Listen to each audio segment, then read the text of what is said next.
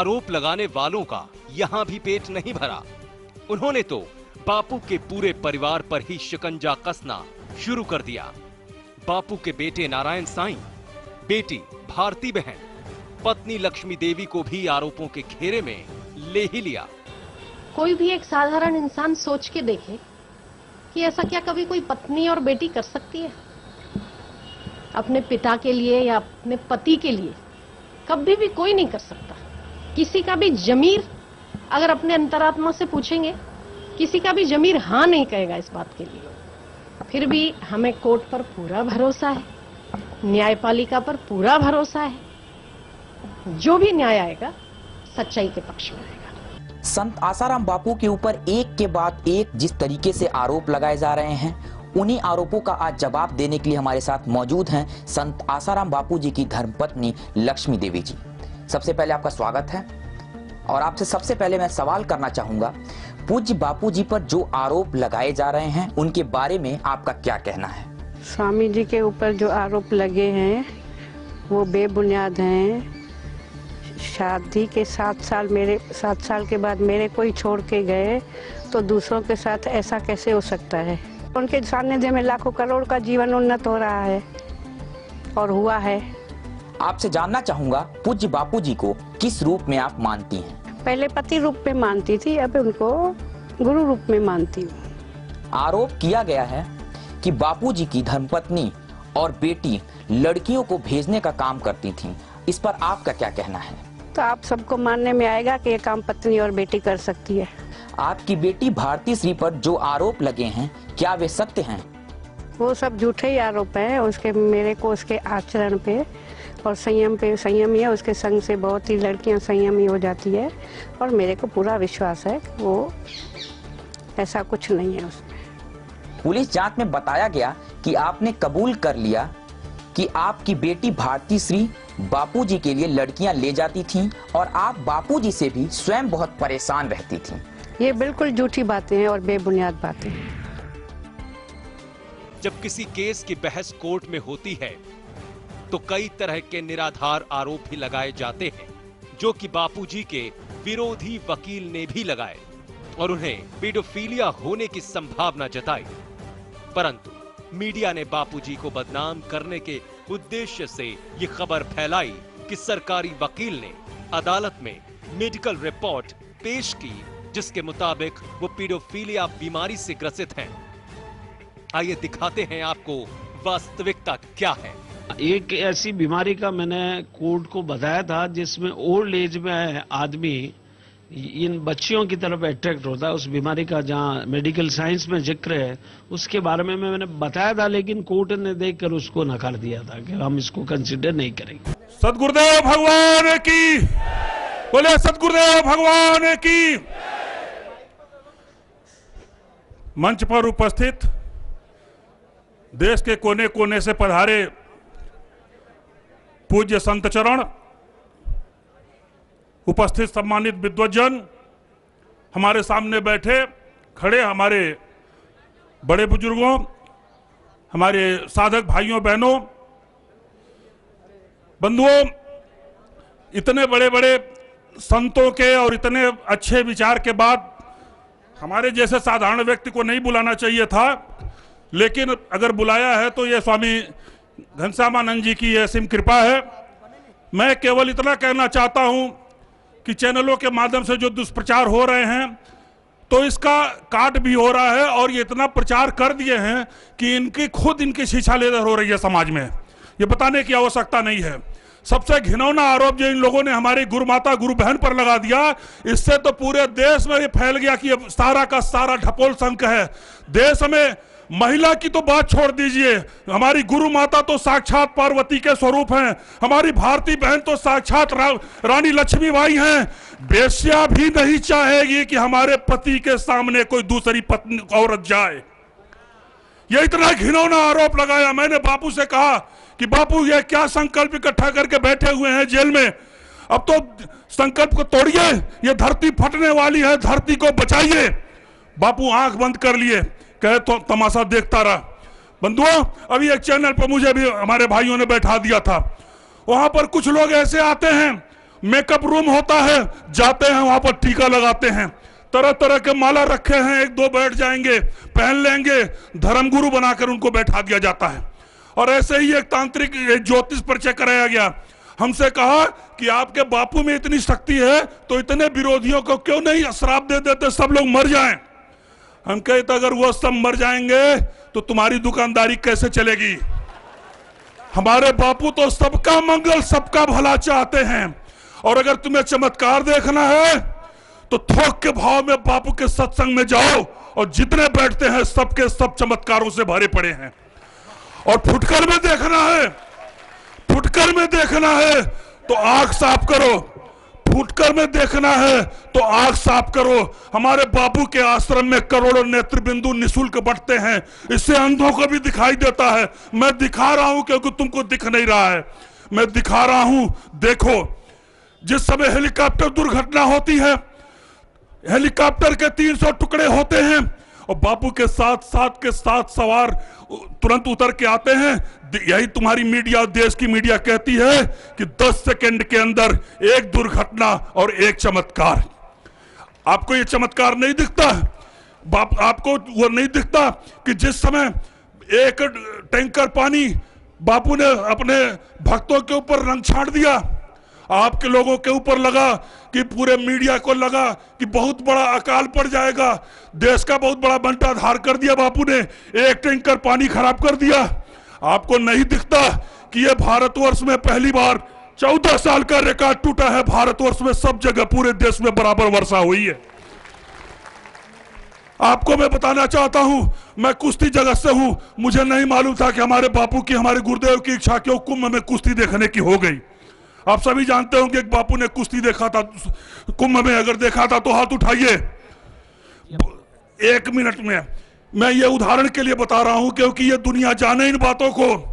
मैं नहीं समझ पाया, हमारी छोटी बुद्धि थी, लेकिन संत बहुत दूर देखते हैं, बहुत दूर। जैसे 4 तल्ले मंजिल पर खड़ा व्यक्ति बहुत दूर तक देखता है, उस प्रकार संत देश का किस प्रकार भला चाहते हैं। भारतवर्ष कुश्ती पर ओलंपिक में प्रतिबंध लगा था, ओलंपिक में प्रतिबंध लगा था। भारतवर्ष जब इस समय बापू ने कुश्ती करा करके और कुश्ती का आनंद लिया वहां पर कुंभ में, पहली बार ऐसा हुआ है भारतवर्ष कि कुंभ ओलंपिक में कुश्ती को सबसे अधिक वोटों से मान्यता मिली। ये सभी पढ़े लिखे लोग जानते होंगे अखबारों में।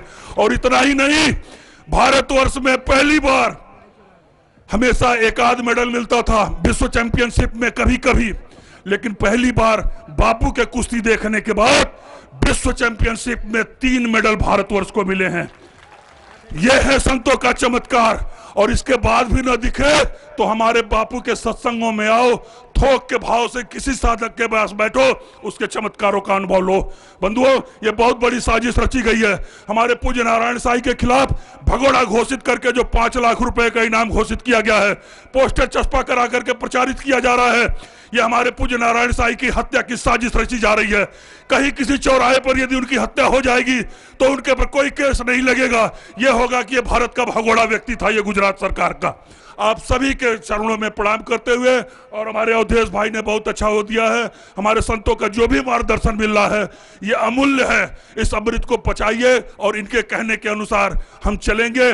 बापू हमारे सत्य हैं, बापू को कोई रोक नहीं सकता। बापू जब चाहेंगे तब चले आएंगे, कहने की आवश्यकता नहीं है। लीला देखते जाइए। भगवान राम को भी नाग फांस में बंधना पड़ा था, उनको भी रावण उठा के ले गया था और उसके बाद से उनको भी वो करना पड़ा। और ये लीला होती है ईश्वर की। भगवान कृष्ण के ऊपर भी सत्यभामा के पिता ने मणि के चुराने का आरोप लगा दिया था, लेकिन सबका सब होगा जिस दिन फिर से सूरज का उदय होगा। हमारे बापू हमारे बीच में आएंगे। अगर 5 करोड़ साधक है तो उस दिन 10 करोड़ लोग उनका इंतजार करेंगे। हरि हरि ओम। बहुत सुंदर, बहुत बलशाली पहलवान श्री राकेश सिंह जी। पहलवान का एक गुण होता है, लड़ता नहीं जल्दी, मारता नहीं किसी को जल्दी, बहुत गंभीर होता है, सहनशील होता है, लेकिन जब मारता है तो छोड़ता नहीं। तो बापूजी के भक्त पहलवान हैं, पहले लड़ते नहीं हैं, शांति का मार्ग अपनाते हैं, लेकिन जिस समय लड़ेंगे तो छोड़ेंगे नहीं। ऐसा मैं संदेश पहलवान जी का ग्रहण कर रहा हूं।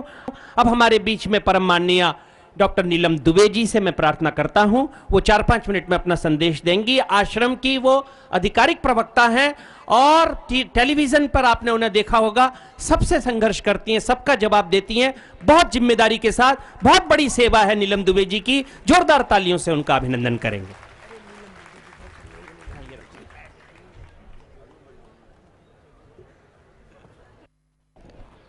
हरिओम। यहाँ मौजूद सभी संगतजन, मेरे गुरु भाई, गुरु माता, गुरु बहनें और मंच पे विराजमान महासंगतों को, महासंतों को मेरा शत शत प्रणाम। अभी एक अखबार पढ़ रहा है यहाँ पर जिसमें लिखा है कि नीलम दुबे जो अपने आप को बापूजी की प्रवक्ता बताती हैं। मैं ये लाइन क्लियर कर देना चाहती हूँ कि मैंने कभी अपने आप को प्रवक्ता बापूजी का नहीं कहा। जब भी मैंने कहा है अपने आप को बापूजी का साधक ही कहा है। ये तो बापूजी ने मुझे अपना प्रवक्ता कहा है। मैं हैरान थी जब बापूजी ने 2007 में मुझे, मैं एक आम जर्नलिस्ट हूँ, मैं खुद मीडिया में हूँ और बड़ी देर से मीडिया वाले गाली खा रहे हैं, उसमें मैं बैठी खाए जा रही हूँ ये गाली। मैं एक टीवी पत्रकार हूँ पिछले 16 साल से और कई चैनलों में मैं चैनल हेड भी रह चुकी हूँ, CEO भी रह चुकी हूँ, अखबार में भी काम कर चुकी हूँ। मुझे अंदाज़ा नहीं था कि किसी ज़माने में मुझे इतने बड़े संत इतनी बड़ी पदवी दे सकते हैं। 2002 में मैं बापूजी के खिलाफ रिपोर्ट करने गई थी, रिपोर्टिंग कर लिए, बापूजी के खिलाफ खबर छापने गई थी। 2003 में मैंने मटेरियल इकट्ठा कर लिया था बापूजी के खिलाफ खबरें छापने का, एक बहुत बड़ा एक आर्टिकल छापने जा रही थी। तब तक मैं बापूजी से कभी नहीं मिली थी। उस समय पानीपत में सत्संग था और मेरी सासू माँ को पता नहीं क्यों बापूजी की छवि बहुत पसंद थी, तो मैं अपनी सासू माँ को सत्संग में ले गई। मेरा मन तो था कि खबर छापूंगी बापूजी के खिलाफ, लेकिन आड़ थी, पति को बताना था तो उनको ले गई। वो सत्संग में थी और मैं अपना खबर का मटेरियल लोगों के मतलब कुछ खिलाफ रिपोर्टिंग मैटर इकट्ठा कर रही थी। बाहर जो दुकानें चल रही थी उनसे खिलाफ बुलवा रही थी। मैं एक मीडिया की बंदी हूँ, तो मीडिया वाला ये काम होता है, करना पड़ता है, अपने आप को पॉपुलर करने के लिए इस तरह की खबरें छापनी पड़ती हैं। तो मैं ये सारा मटेरियल इकट्ठा कर लिया और उसके बाद फिर मैंने कहा एक कमेंट बापूजी से भी ले लेते हैं। मैं पानीपत के सत्संग में गई, मैं मिल नहीं सकी बापूजी से, मैं बहुत दूर बैठ के सत्संग में 2 लाइन सुन रही थी। अरे वो 2 लाइन मैंने क्या सुनी, मैंने खुद वो 20 पेज की रिपोर्ट जो मैंने लिखी थी फाड़ के टुकड़ा मैंने फेंका। और बहुत देर से मुझे मेरी सासू माँ कह रही थी तू ये फाड़ दे, तू गलत कर रही है, ये बहुत बड़े संत हैं, मैं इन्हें टीवी में सुनती हूँ, तू क्यों उल्टा चल रही है। वो बहुत देर से बोल रही थी, मेरा दिमाग चाट गई थी, मैं उनकी सुन ही नहीं रही थी। लेकिन जब मैंने बापूजी के सिर्फ 2 सेंटेंस सुने, मेरा मन एकदम बदल गया। मैंने कहा ये कुछ तो बात है, ये व्यक्ति आम आदमी नहीं लगता। और मेरे मन में एकदम से छवि आई कि किसी न किसी दिन मैं इनसे मिल के रहूँगी। मुझे आगे किसी ने जाने नहीं दिया, वहाँ साधिकाएँ बहुत स्ट्रिक्ट होती हैं, पकड़ के पीछे फेंक देती हैं, तो मैं मिल ही नहीं पाई। 2003 बीता, 4 बीता, 5 बीता, 6 बीता, 7 में एक मैं चैनल में बहुत बड़ी पोस्ट पे थी और इत्तेफाक से मेरी किसी व्यक्ति ने बापू से मुलाकात करवाई और मैंने बापूजी को बोला, बापूजी आप ये छोटी छोटी बातें जो मीडिया में बोलते हैं ना, वो आपको शोभा नहीं देता, आप कोई प्रवक्ता रखिए, वो बोलेगा। तो बापू बोले प्रवक्ता किसको कहते हैं? मैंने समझाया बापू प्रवक्ता ये होता है। तो फिर बोले उदाहरण दे। तो मैंने उदाहरण दिया, कांग्रेस में ये प्रवक्ता है, भाजपा में ये है, इधर ये है, इधर। अच्छा तो ठीक है, आज से तू प्रवक्ता है। मैंने कहा बापू ये तो बड़ा मुश्किल काम है, आपकी संस्था बहुत बड़ी है, आप बहुत बड़े संत हैं और मैं एक मामूली सी पत्रकार हूँ, इतनी बड़ी पोस्ट मेरे लिए, मैं अपने आप को काबिल नहीं समझती, आप ये पोस्ट किसी बड़े आदमी को दीजिए। बापू बोले खबरदार जो गुरु की बात काटी। ये बात रजोकरी आश्रम में थी। रजोकरी में उस समय 20-25 समिति के अध्यक्ष ही बैठे थे जगह जगह के और सत्संग नहीं हो रहा था। और बापूजी ने मुझे बुलाया और मुझे को बोला कि रिपोर्टर क्या क्या किस तरह से इंटरव्यू लेते हैं। मैंने कहा बापू बहुत नेगेटिव लेते हैं, पॉजिटिव खबरें करना मुश्किल होता है, हम नहीं चला सकते, उसकी TRP नहीं जाती। तो फिर पूछे TRP क्या होती है? मैंने सारा TRP समझाया।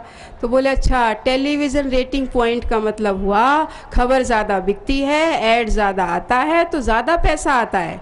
मैंने कहा जी बापूजी। तो ठीक है, 4 गाली दे के मुझे लोगों को 2 रोटी फालतू मिलती है तो मिलने दे। मैंने कहा बापू ये तो गड़बड़ बात बोल रहे हैं आप, ऐसा नहीं करिए। खैर फिर बापूजी ने मुझे बुलाया और एक मंत्र दिया और कहा कि अब जब भी सेवा करे प्रवक्ता की तो ये मंत्र जप लेना। वो अलग से मंत्र दिया। उसके बाद मैंने कभी पलट के नहीं देखा कि प्रवक्ता का काम मुश्किल है या आसान है। धुएंधार हो जाता है काम। मैं कभी खुद नहीं करती हूँ, बस मुझे वो मंत्र ही जपना होता है और मंत्र जपने के बाद सामने से जो भी सवाल आता है उसका जवाब अपने आप निकलता है। मुझे बोलना नहीं पड़ता, अपने आप ही सहज ही सब हो जाता है। और कई जगह से मुझे फ़ोन आते हैं, बहन आपने अच्छा बोला, हमें बहुत खुशी हुई। मैं साफ साफ कह रही हूँ कि मैं कुछ भी नहीं करती हूँ। मेरी औकात नहीं है कि मैं बापू जैसे इतनी बड़ी शख्सियत पे लगे आरोपों का खंडन करने की हिम्मत कर सकूं। मेरी औकात नहीं है। ये तो स्वयं बापू बुलवाते हैं, ये सच है। एक दिन मैं बोल रही हूँ, एक दिन जमाना भी भूलेगा। एक बात और मैं बता देती हूँ, मीडिया हमारी दुश्मन नहीं है। मीडिया में जो परोसा जा रहा है वो गिनती के 2-4 षड्यंत्रकारी हैं। वो मीडिया को जो परोस रहे हैं मीडिया वही दे रहा है। मैं खुद पत्रकार हूँ, मैं इस मजबूरी को जानती हूँ कि अगर टीआरपी नहीं आएगी, बाजार से ऐड नहीं आएगी, एक चैनल में कम से कम 300 लोग होते हैं, उन सबको पगार नहीं मिलेगी, चैनल धम से गिरेगा। मजबूरी है हमें खबर उस तरह की चलाने की जो बाजार में बिकती है। जो बाजार में नहीं बिकेगी वो खबर हम नहीं चलाएंगे। इसलिए मीडिया हमारा दुश्मन नहीं है। एक तो मैं ये बोलूँगी आपसे, आप मन से मीडिया के प्रति द्वेष भाव निकाल दीजिए। आज आरोपों की झड़ी लग रही है ना, वो भी वक्त आएगा जब चमत्कारों की झड़ी लगेगी और यही मीडिया दिखाएगा। आप भी देखना, मैं भी कवर करूंगी, वहां मैं भी बोलती नजर आऊंगी। ये जरूर होगा, ऐसा मुझे मालूम है। एक चीज मैं और कहना चाहूंगी आप लोगों के बीच में, हमारे साधक करोड़ों में है, ये बात तय है और सच है। ये हमें गिनने की ज़रूरत नहीं है, क्योंकि मुझे इतने फ़ोन, इतने मैसेजेस आते हैं कि मैं कई बार झल्ला जाती हूँ कि कितने फ़ोन अटेंड करूँ। दिन में 500-700 फ़ोन तो मैं अटेंड करके मेरे कान में आवाज़ लगातार बजती रहती है। मैं आपसे ये प्रार्थना करती हूँ, आज हमें संकल्प ये लेना चाहिए कि षड्यंत्रकारियों की हर षड्यंत्र जो है, हर प्लानिंग लगातार फेल हो रही है। इसीलिए वो रह के आरोप फेंक रहे हैं मैदान में, कभी छेड़खानी का, कभी बलात्कारी का, कभी बच्चे पैदा का, कभी कुछ। आप खुद ही देखिए ना, पहले बोल रहे थे कि सीडी है शिवा के पास, सीडी का तमाशा कम से कम 24 घंटे चलाया गया। आज सीडी खत्म, सीडी का मामला नहीं है क्योंकि सीडी है ही नहीं। शिवा ने साफ साफ कोर्ट में बोला कि मुझे जबरदस्ती करी गई थी, मेरे पास कोई सीडी नहीं। इसलिए आरोप, क्योंकि लगाने वाले जो षड्यंत्रकारी हैं उनका हौसला पस्त हो रहा है, तो अब वो एक नया तरीका ढूंढ रहे हैं हमारे ही लोगों के बीच में फूट डालने का। इसलिए आपके बीच में जो सेवा कर रहे हैं, आप कृपया उन पे संशय ना करें। ऐसा बहुत बार मुझे देखा गया है, मेरे ही साथ काम करने वाले लोग मेरे खिलाफ बोलने लगते हैं, मुझे उनके खिलाफ बोलने के लोग आते हैं। ऐसा ना होने दें। अगर कोई करता है तो आप ये तय करिए कि ये क्यों कर रहा है, इसकी क्या मजबूरी है, क्या ये षड्यंत्रकारी का कोई नया प्लान तो नहीं है। ऐसा होने लगा है। अब बहुत ज़्यादा हम लोगों का पॉपुलैरिटी बढ़ गई है साइबर में, बहुत नेट के ज़रिए ये जो सॉफ्ट तरीका है मीडिया का, ये बहुत जगह पॉपुलर हो गया और एकदम से संदेश चला जाता है। तो अगर कोई आड़ा तिरछा सत्संग भी कोई संदेश भेज देता है तो उस पर रिएक्ट ना करें, उस पर मनन करें, चिंतन करें। और बापू आपके भीतर हैं, बापू आपको मार्गदर्शन देंगे। आप एक बार पूछ के तो देखिए, रिएक्ट बाद में करिएगा। ओके, मैं आप सब से विदा लेती हूँ और मुझे कभी धन्यवाद नहीं करिएगा। ये सेवा है, आप लोग जो सेवा करते हैं वो बहुत अच्छी है। ये मेरी सेवा है, मैं कर रही हूँ और जब तक बापू ने लिखा है तब तक मैं करूँगी। एक लाइन में परमिशन मांगती हूँ। और जब ये आरोप लगा था जोधपुर वाला, उस समय बापूजी ने मुझे फ़ोन किया था और फ़ोन पे बोला कि बेटा मेरा 1% भी इसमें कसूर नहीं है, अगर तुझे ज़रा भी लगता है तो मैं कहता हूँ तू जब चाहे तब सेवा छोड़ सकती है।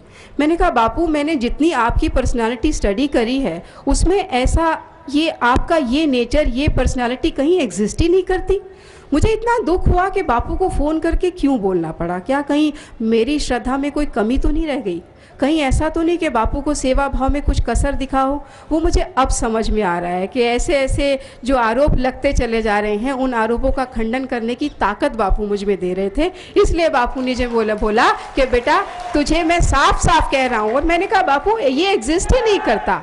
तो बापू ने मुझसे मतलब पूछा, जो मैंने कहा, क्योंकि अंग्रेजी में आधा बोल दिया था, तो मैंने मतलब समझाया, बापू जी मैं आपको कहीं से भी इस तरह से नहीं मान सकती, लेकिन मुझे तकलीफ ये हुई कि आपको क्यों कहना पड़ा। खैर, मेरे गुरु और मेरे बापू के बीच में कोई आ नहीं सकता, ये मुझे भी मालूम है, और आपके गुरु और आपके बीच में भी कोई नहीं आ सकता, ये दुनिया जानती है। कोशिश आज से नहीं, उस समय से हो रही है, 2005 से हो रही है, और नाकामयाब होते जा रहे हैं, अभी भी नाकामयाब होंगे। मैंने कहा ना, मीडिया आरोपों की स्टोरी दिखा रही है ना, आने वाले समय में चमत्कारों की भी दिखाएगी, वो वक्त भी आएगा। हरिओम मां।